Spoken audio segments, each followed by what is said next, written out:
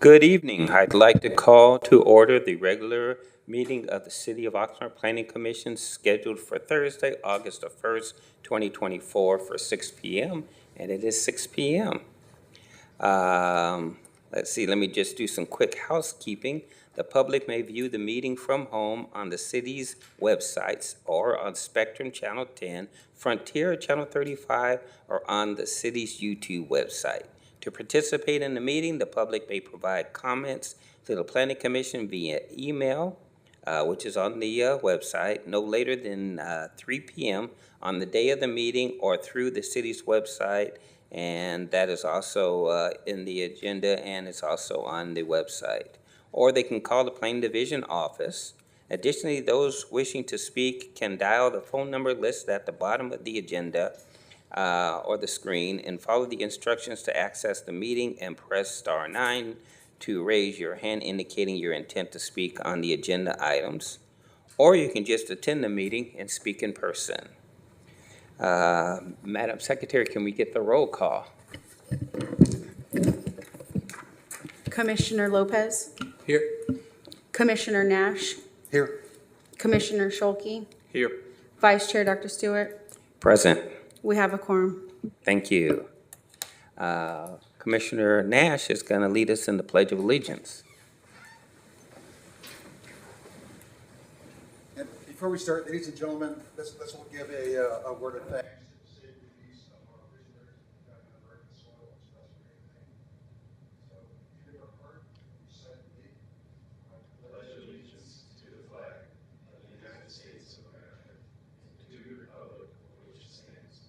Nation, under God, indivisible, with liberty and justice for all. Thank you.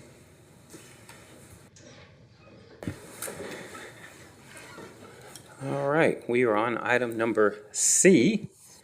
Let me just grab my agenda. Okay. Public comments on items not on the agenda. The next, let's see, public comments on items not on the agenda. At this time, a person may address the Planning Commission on matters within the jurisdiction of the Planning Commission, including information, consent items, and any item not appearing on the agenda. The Planning Commission cannot take action on any item presented during public comments that is not on the agenda, and such items will be referred to the Commission's Secretary. So those persons wishing to speak can do so now. Do we have any cards or anybody wishing to speak on public comments? No, Vice Chair, there are none. Okay. Nobody online or anything then?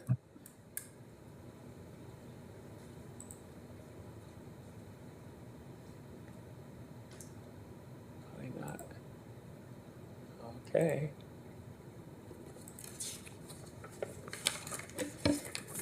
All right, then I will go ahead and close the public comments. And we'll move on to the consent agenda, item number D. Just have my agenda. Okay, so I see two items on the consent agenda. I see the minutes from the March 21st, 2024 meeting, and I see the minutes from the April 4th, 2024 meeting. I think that all the commissioners have had the opportunity to review the minutes. And are there any comments, questions, corrections, or anything from any commissioners? Okay, hearing none, I will entertain a motion at this time. I'd like to bundle and approve items 1 and 2 in the consent agenda. Okay, Dr. Lopez, do I have a second? I'd like to second. Okay. Get that? Okay. We've had a motion made and properly second to approve the agenda as presented. Is that what okay, just want to make sure I got it. All right, so let's do a roll call vote on that. Commissioner Lopez. Aye. Commissioner Scholke. Aye. Commissioner Nash. Aye. Vice Chair Stewart. Aye. This motion passes. Okay. Now we're on item E, the ex parte declarations for the items on the agenda. And I will go with Dr. Lopez to my left. Ex parte? None, thank you. All right, thank you. Commissioner Nash. None, thank you. Okay. Commissioner Scholke. None, thank you. All right, and I just have one, and that is that for item number 2 on the public hearing, I was actually on the commission in 2016 when we approved the original project. It doesn't have any weight whatsoever on the alcohol that we're going to look at for that, but just wanted to make it out there that I did participate when we made the business into a banquet and event center. Okay, let's move on to the public hearing. Okay. All right, per Measure M, a staff presentation has been pre-recorded and a link has been posted to YouTube.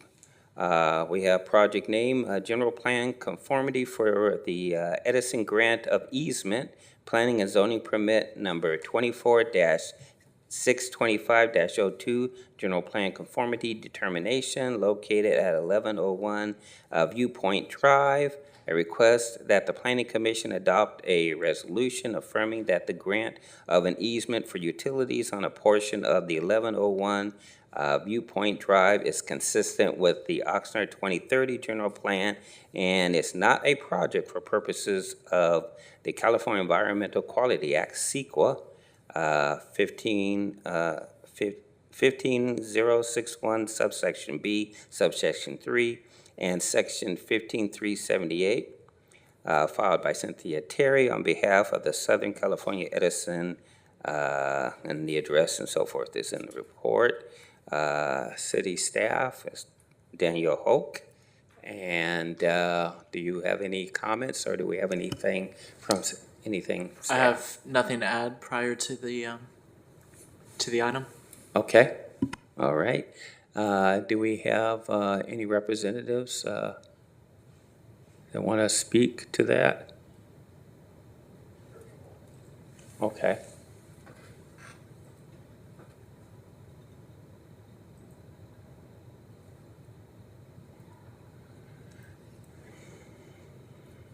Hi, this is Jennifer Pryor filling in for Cindy Terry. I have nothing to comment.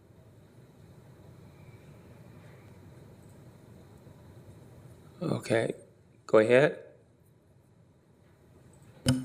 She said she had no comments. Oh, she had no comments. I'm Yes. sorry, I didn't catch that. Okay.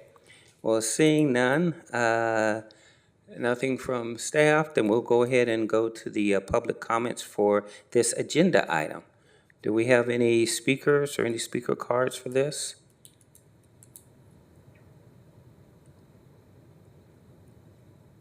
Nobody to speak on this item? No, Vice Chair. Okay, then we'll go ahead and close those public comments for this item. And we'll move on to discussion by the commissioners. Any questions to ask of staff? All right, okay. Then we'll go ahead and move on to deliberation. And any comments, or I'll entertain a motion. Okay. Simple, I think this one's, an easy item before us to update the electrical equipment. We know very well the effects of deferred maintenance, and so I'd like to move the staff recommended action that we find the project exempt from CEQA guidelines 15061 B3 and section 15378 B5, and adopt resolution affirming that the City of Oxnard's proposed grant of the easement located on a portion of 1101 Viewpoint Drive is in conformance with the City of Oxnard 2030 General Plan, Coastal Land Use Plan, and recommending that the City Council order of the conveyance. All right, thank you. Do I have a second? Second by Nash. Okay, we've had a motion that's been properly made and seconded. Roll call, please. Commissioner Lopez, Aye. Commissioner Nash, Aye. Commissioner Schuelke, Aye. Vice Chair Dr. Stewart. Aye. This motion passes. Okay, let's move on to F2. Event Center Special Permit, let me see. Planning and Zoning Permit number 24-510-02, Special Use Permit Alcohol for a property located at 141 West 5th Street. A request for a special use permit for a new ABC Type 47 license to authorize the sale of beer, wine, and distilled spirits for on-site consumption within existing event center of approximately 7510 square feet. The proposed hours of sale are, let's see, proposed hours of sale are the, hold on. Yes. Okay, let me get my place. Okay, got it. The proposed hours of sale are from 8 to 12 a.m. midnight, Sunday through Saturday. The project is exempt from environmental review pursuant to Section 15301, existing facilities, Class 1 of the California Environmental Quality Act CEQA guidelines. Okay, and Serena Gomez, Associate Planner. Any comments? The staff has no further comments at this point. Okay. Do we have anything else, anybody else here to represent, to speak? We have the applicant and also their agent, I believe, is online. Okay. So the applicant, you have, well, let me first make sure we're contacting. Applicant, can you hear me? I can. Can you hear me? Yes, we can, loud and clear.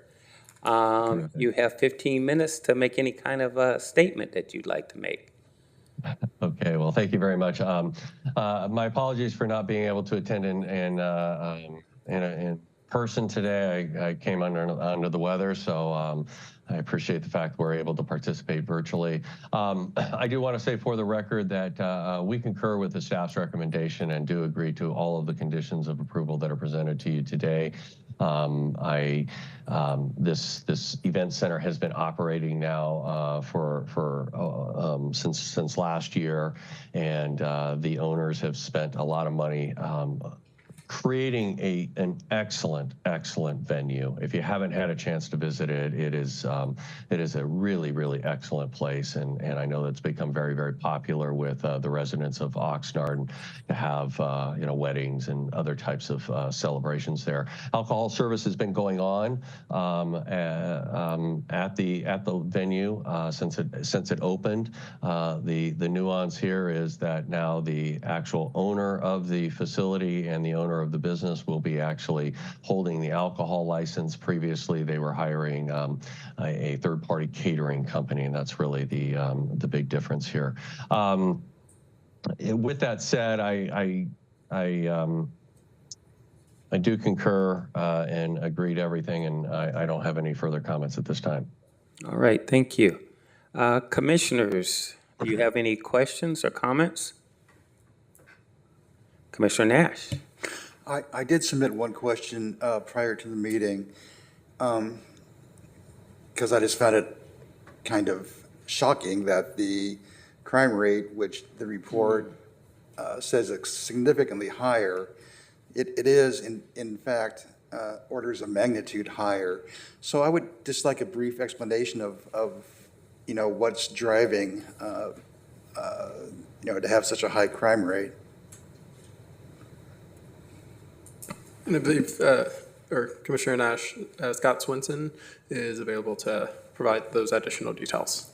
Scott? Thank you, Vice Chair Stewart and commissioners. Downtowns present a very interesting crime analysis issue. They have some features about them, just generically, any downtown, that attracts a whole lot more traffic and human activity. To give you an idea, we're talking about things like event activities. Plaza Park, it would be a big one. The train/bus station is another. We have the rescue mission downtown, theater complex downtown, plus a real concentration of restaurants and bars. Those things, coupled with the fact that it's at the intersection of two major roadways in Oxnard, where there's a lot of just generic police activities, traffic stops, vehicle code violations, it does shoot the numbers up pretty high. And as we see comparing the citywide rate with the citywide commercial rate at commercial properties, you'll see commercial higher because the activity level's higher at commercial properties than residential properties. Well, this is another one of those nuances that can be really scary when you look at the statistics without digging a little deeper. As an example, 10% of those calls for service, of those 2572 calls for service, 10% of them are at the transportation center. And that's a huge number, but it's also a huge place for people to come and go and transit downtown. So do we eliminate things like that? No, it's something that the police department has to manage, and we do. It goes with just being downtown. Thank you for that. Just one follow-up question. So the police department isn't concerned about it in regards to this SUP? Not really. And as an example, the address where this project is at generated 4 calls for service last year. 2 of them were alarm calls, and 2 of them were reports concerning homeless activity. That's kind of what we would expect. So the site does not cause us concern. The downtown is just a general maintenance issue. Okay, great. Thank you. That's all. Thank you, Chair. Any other commissioners? I just have one kind of in the same line of thinking. Now, when I saw the number, I realized that, in addition to that, you have Plaza Park, you have the transportation center. Is homelessness included in those numbers? Because you also have the rescue mission. So you have 3 magnets in there that draw another population. Yeah, in this particular case, the rescue mission isn't within the 1,000-foot footprint, but it certainly does attract homeless to downtown for services, as we would expect. There were 347 calls specifically related to homeless issues of those numbers. I'm sure there are a lot of other related activities that were tied to homeless issues. I can tell you that the last 4 or 5 years that I worked patrol, I was the officer in charge of the downtown district, and I'm intimately aware of the issues tied down there. And although this number does look kind of scary, it's kind of what happens in downtowns. All right. And then I just had one other quick question. I know that there are times when security is required at the location. What triggers that? The number of guests and the fact that alcohol or dancing is going on. Okay, so security is always there then? Is that In this the case? particular case, yeah. Okay, that's what I was just wondering, because I saw on reports something about, a need for security when it's needed, but I thought, was it always needed, or, what brings that on? So thank you for answering that for me. Anything else? Yes, Dr. Lopez. Just a quick question on the staff presentation, slide 11, the condition of approval 1314. It talks about the responsible beverage service training. Is that a one-time, training that's provided, or is it something that staff needs to every 2 years, continue to go through the training? Every 3 years, and it's something that is now taken care of by ABC. Great, thank you. You're welcome. All right, any other questions? All right, thank you. I will now open it up to public comments. So do we have anybody to speak, either online or in person?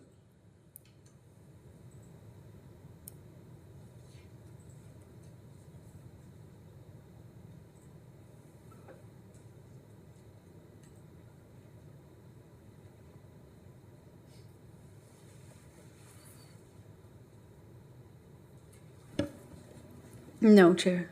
All right, thank you. Okay, then I will go ahead and close the public comments, and I will now open the meeting up to deliberation by the commissioners. I'll also entertain a motion.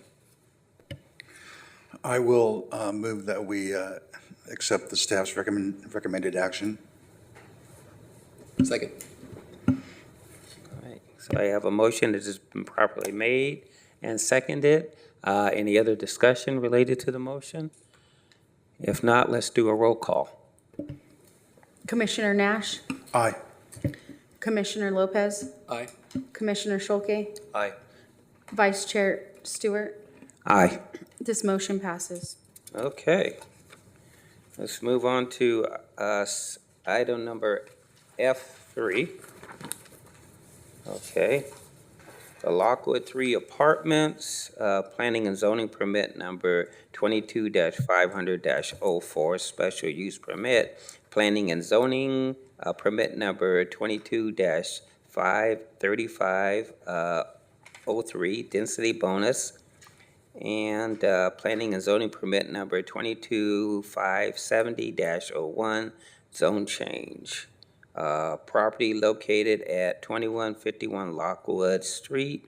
A request for a special use permit to construct a multifamily housing within the existing BRP zone district and the proposed affordable housing discretionary additive zone.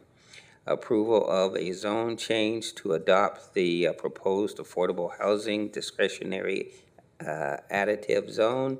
The project also includes a request for a ministerial approval of a density bonus permit to allow for a 50% density bonus to increase the maximum number of units from 156 units to 234 units, and to waive, reduce, and modify 10 development standards related to open space requirements, balcony size, number and bedroom location, setbacks, parking lot design, unit location, and apply parking reduction per state regulation. The request includes certification of a proposed final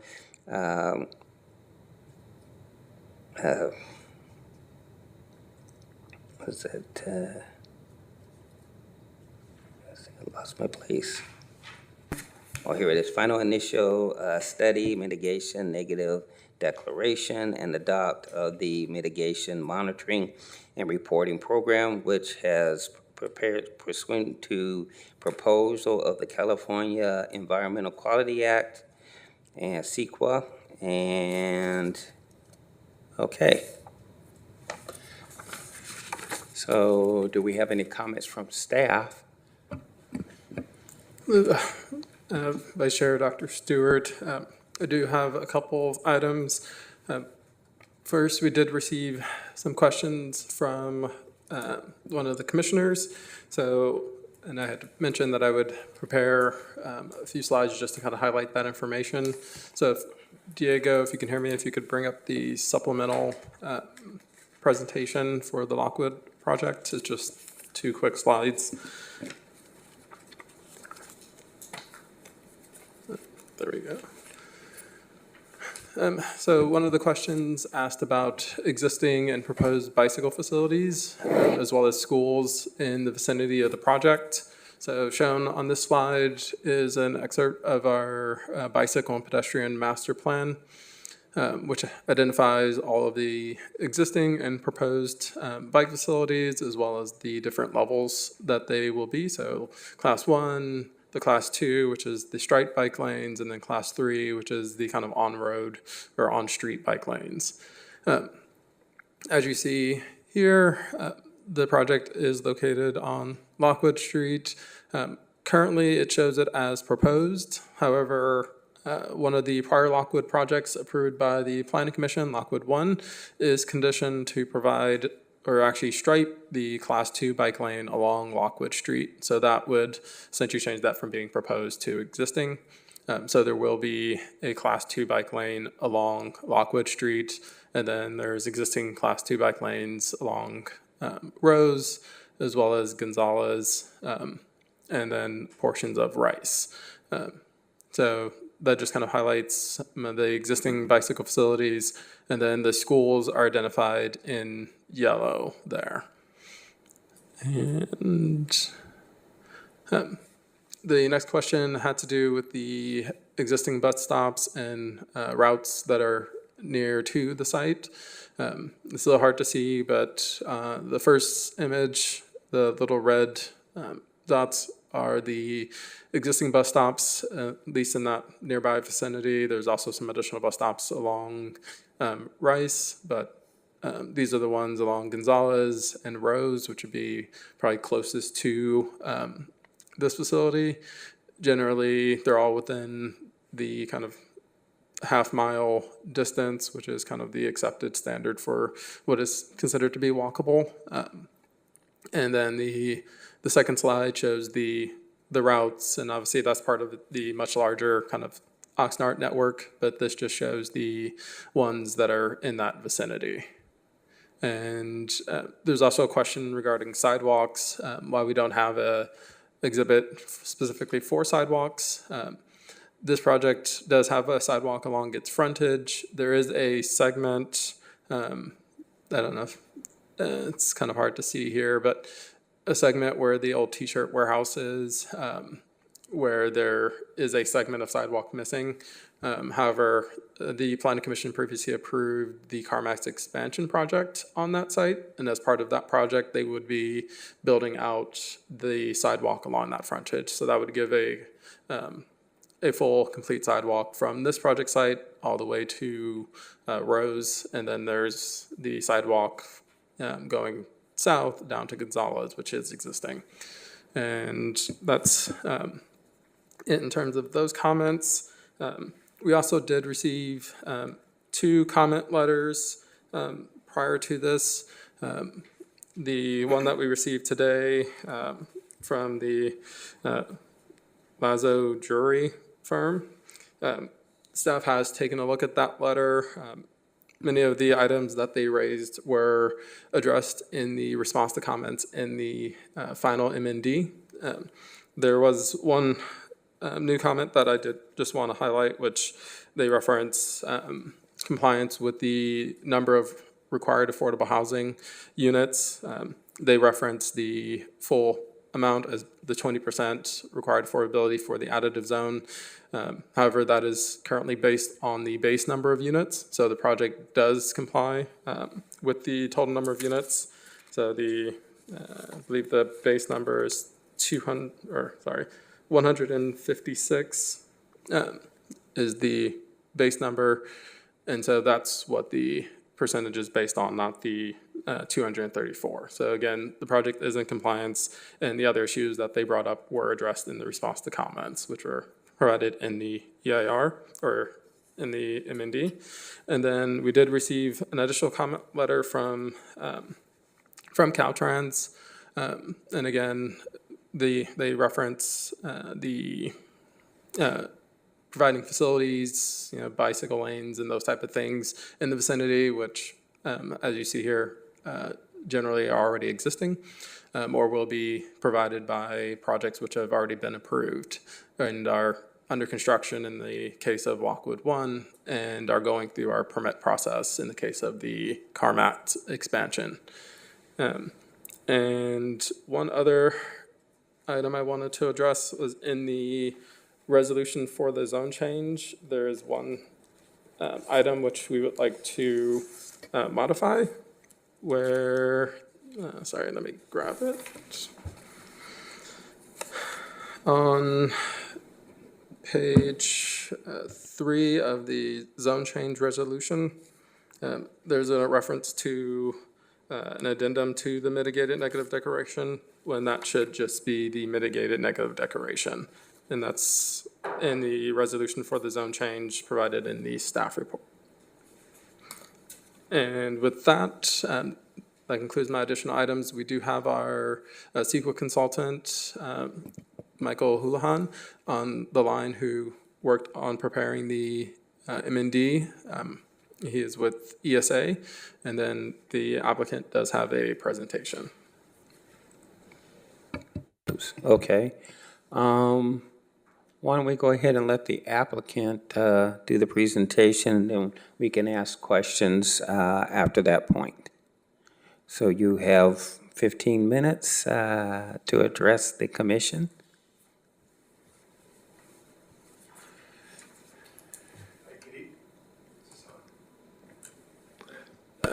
Diego, if you could bring up the applicant presentation for the Lockwood project. And I'm not sure how well it will match my presentation, but thank you, Joe. Good evening, Vice Chair Stewart and members of the commission. My name is Tom Cohen. I reside in Thousand Oaks, and I'm here presenting on behalf of the applicant, my partner Mark Ross. I want to special thanks to city staff, in particular Brenna, Matthew, and Joe, for your efforts in evaluating and helping to improve our project, and also for your very important recommendation of approval of the project. The Lauterbach architecture team is here this evening with Principal Mark Pettit here assisting me to present our application to you. Randy Chapman, our civil engineer, president of CCE Design Associates, is also here to answer any civil engineering questions you might have. And tonight, we're here completing our development vision for housing on the 12 acres that was previously approved for the second phase of the Outlet Center development. Our first two projects, Lockwood 1 and Lockwood 2, are currently under construction on the south side of Lockwood Street, 376 all-senior 100% affordable rental units. Lockwood 3 will deliver 234 mixed-income studios, 1-bedroom, 2-bedroom, and 3-bedroom rental units with 38 affordable units provided. Thus, the 12 acres on its own will be providing 414 affordable units and 196 market rate units, and we think that's pretty significant. When we first introduced this project concept to the city staff asked us to consider a mixed-use project, and we pointed to the fiscal analysis prepared for Shea Properties when Shea presented its case in the collections in River Park, that commercial was oversaturated and infeasible, and that housing was appropriate and a market opportunity. And the city council agreed in Shea's case and amended the River Park specific plan to accommodate more housing. And while staff accepted the premise here, staff requested that we specifically evaluate our site and the areas surrounding it. And we talked to the property owner's real estate broker who we negotiated with to buy the property. He said he had marketed the property for 6 years, from 2016 to 2022, with a campaign directed at users that are permitted in the BRP zone. And during that time frame, they received serious interest from only one company, a large flooring company. His marketing experience of the property was documented in a letter and provided to staff. And then we then engaged an expert like Shea did, who evaluated retail, office, and industrial uses at this location. And the consultant concluded that housing, and solely housing, was the highest and best use of the land. After reviewing the consultant's report, staff gave us the thumbs up to file the application that's now before you this evening. Our two properties across the street, Lockwood 1 and 2, were the beneficiaries of the City Council's adoption of the Housing Element Update in 2021, which created and applied an additive zone to certain BRP zone properties in the city. These two lots were given the additive zone AHD. The Lockwood 3 parcel, however, was not given the additive zone, despite the fact that an earlier version of the housing element had identified the entire 12 acres to receive that zoning.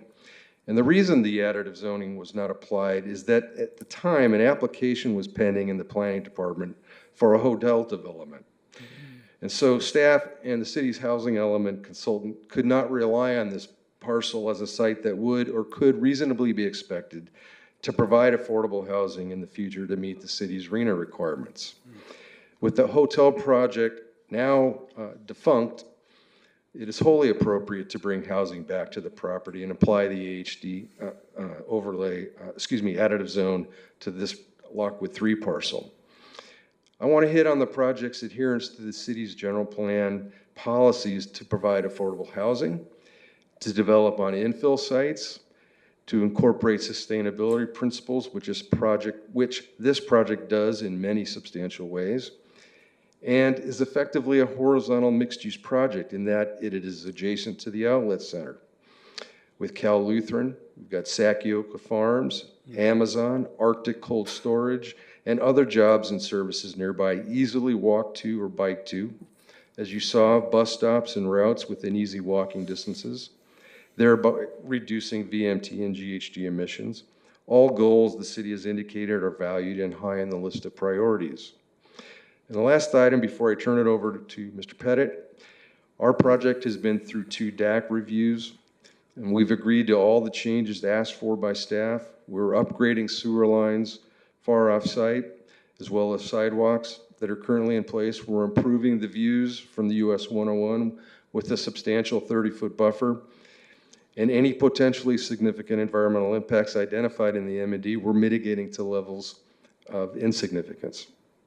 And we're providing much-needed housing and 38 more affordable units that help you meet your community's needs as well as your RENA mandate. We accept all 260 of the conditions staff has drafted, and we respectfully request your support and ask that you recommend approval to the City Council. Following Mark's comments, we'll be available to answer any questions you may have. Thank you very much. Thank you.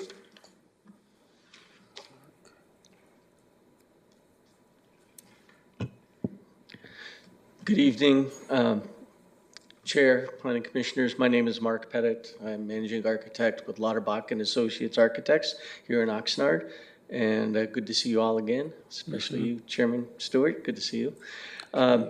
As mentioned, this is a mixed income project, and it's the third building in our master plan development. We've been working on these 3 buildings for over 4 years now, so it's great to finally come and show you what we've come up with. If you could go to 2 slides, I believe. We have the clicker up there for you. Other side. There it is, okay.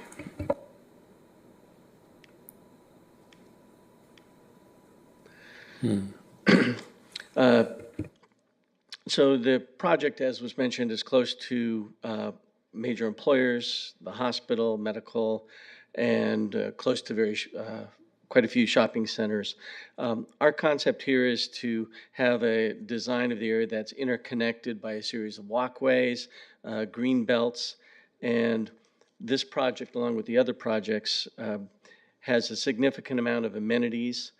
Those amenities are both on the site, on the ground, and then also in the building. One of the concessions we're requesting from 30% interior yard space, we're providing 19%. But we are at the 30% if we include the 2 large courtyards on the 2nd floor, and then all the other outdoor decks and view areas up on the upper floors. So we really took a lot of time to kind of plan different types of activities and different types of places that the residents can go. In addition to that, we have a pool, tot lot, lounges, as I mentioned, barbecue areas throughout the whole property, game areas, meeting rooms, fitness center, and of course, the secure mail and package center. The project includes several hundred feet along Highway 101 that we call an activity area, where we have a little mini golf area, dog pet walk areas, bocce ball. So really just going kind of little over top on the amenities for the site. Like phase 1 and 2, we have extensive security measures that are incorporated throughout, working with the city police department. A lot of cameras, and it is a gated facility, both surface and our parking that's in the podium. The project's designed to green building standards, similar to LEED Silver. We include solar panels. It's 100% electric building, and something that's kind of interesting here, of the 351 parking spaces, of which we're providing more than what the required minimum code underneath the density bonus law. Half of them will be able to be and receive electric vehicle charging stations. So they'll all be wired for future connectivity to all that. So that's pretty important. In addition, low-flow water-saving fixtures, energy-saving appliances, so on and so forth. As mentioned, we do have not only the ground areas, but we have different types of amenities throughout the facility, so that with the number of residences, there's something for everybody. The concessions and waivers that we have are fairly straightforward, pretty straightforward on that with the concessions and waivers. I did want to mention that the property is set back between 80 and 100 feet from the north property line along the freeway. Our building has 6-inch insulated exterior walls, double pane windows. We are proposing door closers on the patio doors so that they're automatically closing. Of course, all the units will have heating, ventilation, air conditioning, energy conservations, and then, of course, all of the units that are required to have a air filtration system that's above and beyond what is normally set because of the location. So I thank you for considering our project and be happy to answer any questions you may have. Thank you. Thank you, and nice seeing you again. Great. Commissioners, before we do questions, I wanted to ask Mr. Rozelle about, in other words, I saw the 180 pages worth of material that came to be read this afternoon, followed also by a 16-pager, which I got through, and some other documents, transportation, Caltrans, and all of that. And a lot of court cases were also quoted in there, which I have not even the time to be able to look them up and reference them. So my question in general is that they were questioning the negative mitigation, CEQA, and some of the issues and things that have just been brought up and discussed. Where do we stand with that? This is a standard letter which this law firm sends to a number of different projects. As Mr. Pearson mentioned earlier, the vast majority of the issues have already been raised in the mitigated neg deck, and they're not raising any new issues which have not been appropriately addressed in the environmental document. As such, the Planning Commission definitely can move forward with its consideration to approve or deny the project, but this letter would not stop you from moving forward. All right, thank you so much for that. And with that, Commissioners, are there any questions? Commissioner Nash. Would you like to take public comment first before we ask questions, or questions first? Well, I was going to let us ask questions to staff for what's been presented and then open up public comments after that. And then we will have the opportunity to also. Okay, well, I thank you for that. I would like to ask Mr. Pettit a couple of things.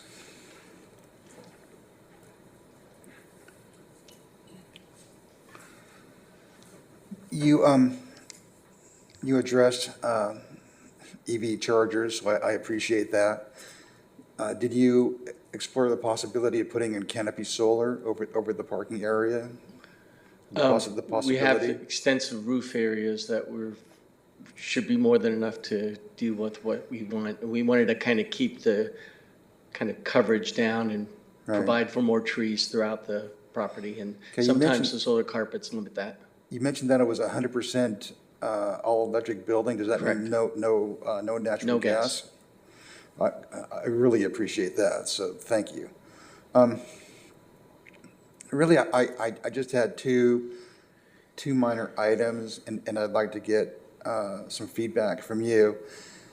I don't know how important they are, but they kind of, I got tweaked my interest, as it were. The first is because Oxnard in this area is in the dam inundation zone. Would it be at all possible just to give a brief notice to the people who move in? Because I know the chances are very slim, but it's happened once. It might happen again. And it's not like a wall of water would come down, but it would be, it would definitely be an inconvenience So I don't think it would be that high, that great of a cost item to provide to the people who live there. Would that be at all possible? I'd have to ask the developer. It's, Just noticing for water, if there's a spring.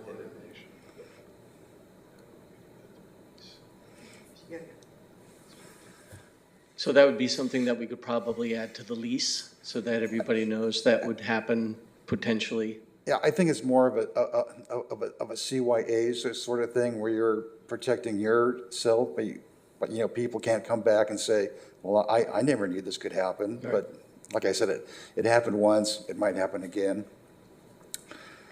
The other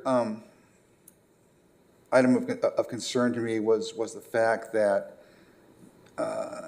you are going to import 1,396 cubic yards of soil.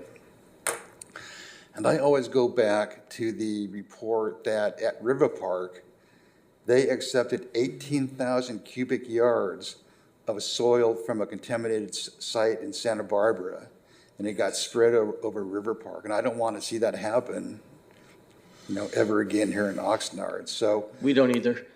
it's just a matter of like, you know, doing some testing of the soil before it gets spread out. And again, it's a matter of CYA, you know, because I will always get upset when I think about what happened at River Park and how Santa Barbara thought they could, you know, pull a fast one on Oxnard. So that, I just want to put it out there. And, Sure. Yeah. I don't think anybody wants that to happen.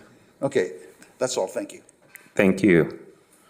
Any other commissioners? Dr. Lopez.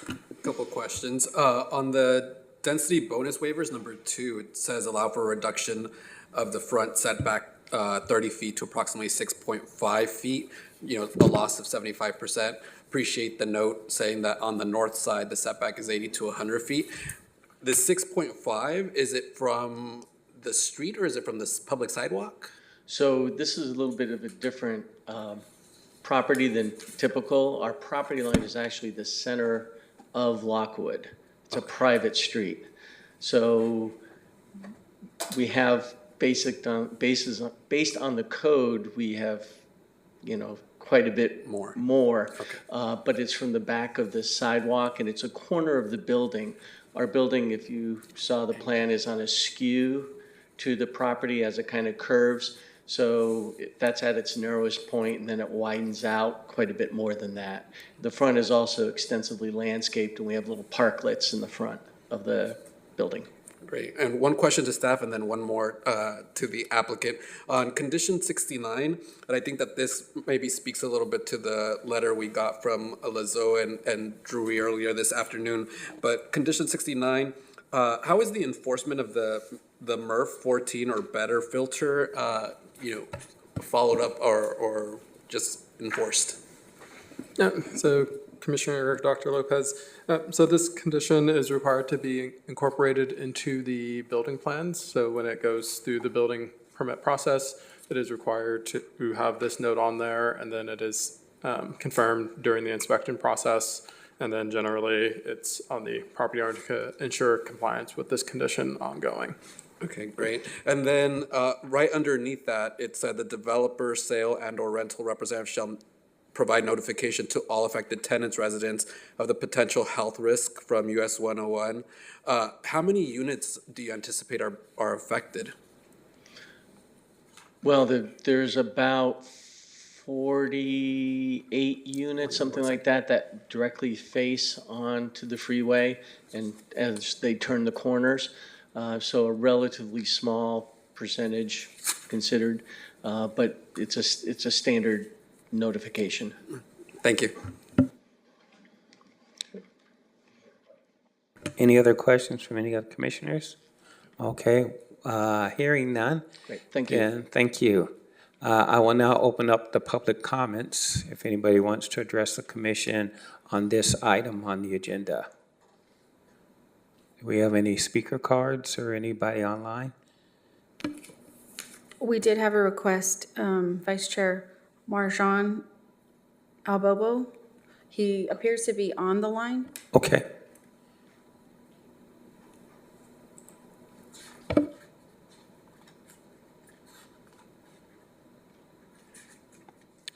Hello, can you hear us? Hi, can you hear me?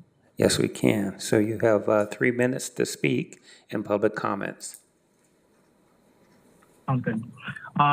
Yeah, good evening, Planning Commissioners. My name is Marjana Bubo, and I'm representing SAFER, the Supporters Alliance for Environmental Responsibility, and its members who live, work, and recreate in and around the city of Oxnard.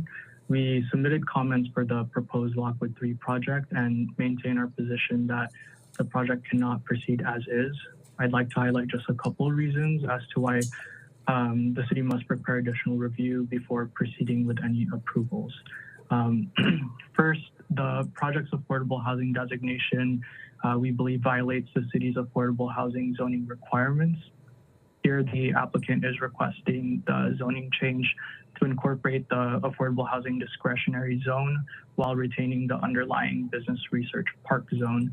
However, reviewing the city's municipal code and specifically section 16-420, which is separate from the density bonus law ordinances, the code requires that residential development proposals must, at a minimum, designate 20% of all units to be affordable housing.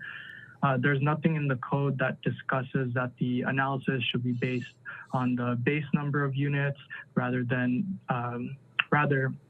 the municipal code provision says that the housing units shall, quote, provide a minimum of 20% of all units as affordable. So again, not just for the base units. As applied, the project is only providing 38 of the 234 units to be affordable, which is 16%. And so applying the plain language of the law, this does not meet the minimum standards set forth under the city's municipal code. And therefore, we believe the zoning change permit should be denied and all other entitlements not approved. Second, we did submit the letter earlier. We received notice about the hearing just last week, so we've been scrambling to get our expert comments and their rebuttals. SAFER does maintain our position that the project may have potentially significant environmental impacts that must be analyzed and mitigated, and this is a mitigated negative declaration. We believe that it fails to adequately address our comments that we submitted. Our experts reviewed the city's response to comments, and we maintain that there still exists substantial evidence establishing a fair argument that the project may have environmental impacts. This includes impacts ranging from wildlife and impacts to special status species that were identified on and around the project site, to noise and vibration impacts on sensitive receptors, such as the California Lutheran University's Oxnard campus. Since we are commenting on an MND, we believe that case law supports our position that these disagreements must be resolved in an environmental impact report. And so for the foregoing reasons, we respectfully request the city not to approve the zone change permit and related entitlements, require the minimum affordability standards, and prepare and circulate an EIR to adequately review and mitigate the project's environmental impacts. All right, thank you. Do we have any other speaker cards? No, Chair. No. Okay. Then with that, I will go ahead and close the public comments for this particular item on the agenda. And I will open it up to additional comments and so forth from the commissioners.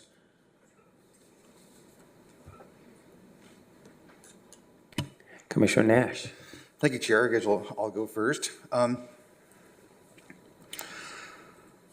So I did read the initial study, mitigated negative deck, pretty carefully.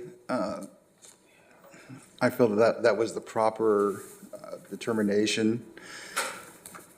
And I certainly appreciated the amount of work and detail that went into it. I appreciate the comment letters. I wish we'd had more time to thoroughly study them. But I don't think they, at least as far as I can tell, I don't think they raised any new issues that we should be concerned with. I'm, very happy that this is a all-electric project. I've been kind of harping on that. That's been a thing of mine. So that will reduce indoor pollution, which seems to be a concern of one of the comment letters.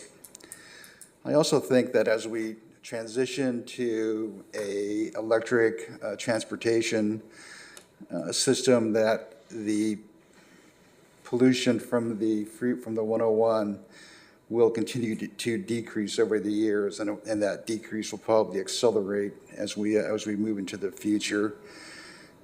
And I think that is a benefit to the people who have to live adjacent to the freeway.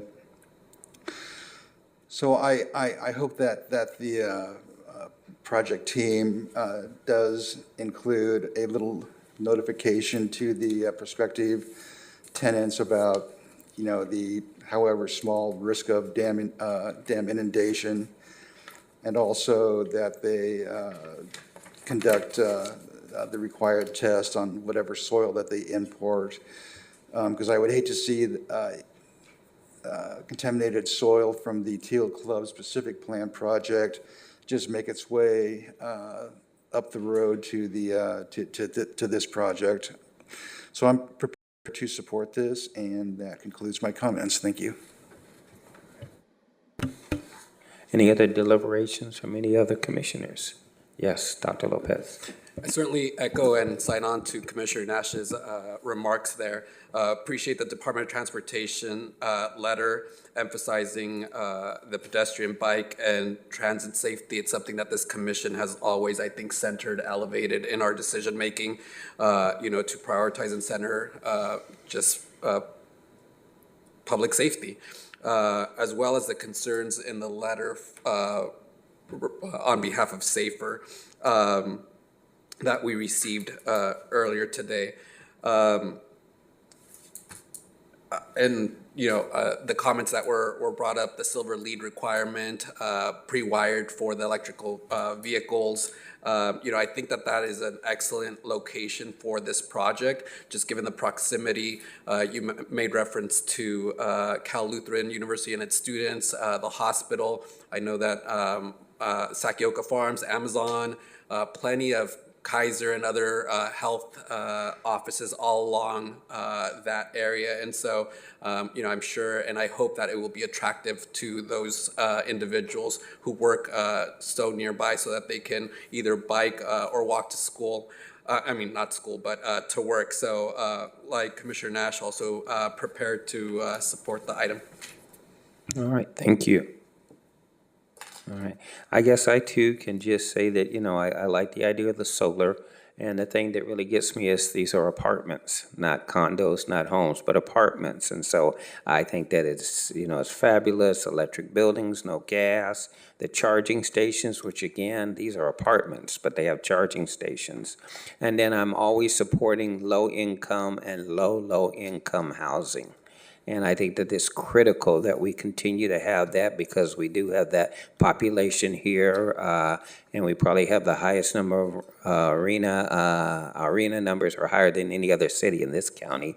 The last time I had that project come through us. And so, every time we can chip away at it because we don't have any problems in the other end, this is the end where our problems are, where we need to get additional housing. So I can support this, and I guess at this point, if there's no other deliberation, I will entertain a motion. Chair? Yes, go ahead, please. Vice Chair Dr. Stewart, I just wanted to follow up with Commissioner Nash regarding those additional 2 items. Did you want those as conditions or just general comments to the applicant?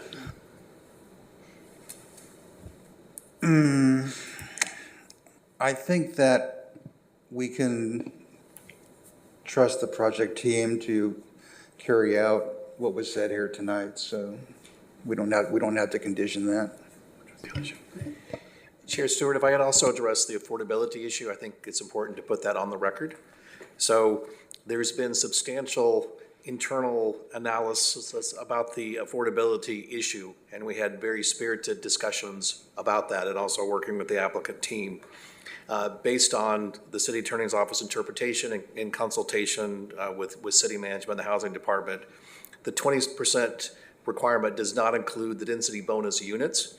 And while the city is seeking Attorney General's opinion to get further clarification based on the way the law is written now, this project fully complies with our requirements.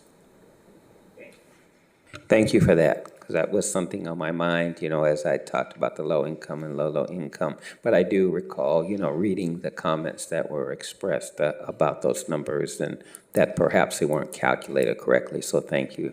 And I guess I just look forward to the AG opinion that comes out, and, if there's anything else on that for this or any other projects that are similar. All right, any other comments from staff or anyone? The only other item I would just like to remind the commission of is the one change to the resolution. So in any motion, if you guys can include that in there, and I do have the language if that would be helpful. Okay, can you give me that language again so I can just note it? Mr. Chair, I'm ready to make a motion. Okay, we're going to just get the language for the change for the recommendation. Yeah, first of all, that we adopt the change in wording recommended by the staff, and also that we adopt resolution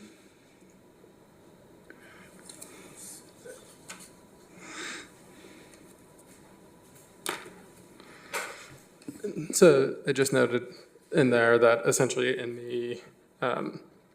the resolution for the zone change, that there is language referencing an addendum. And so we want to basically strike that language and then just reference the mitigated negative declaration in that. Okay, I'll go ahead and read the change in the resolution, section 7.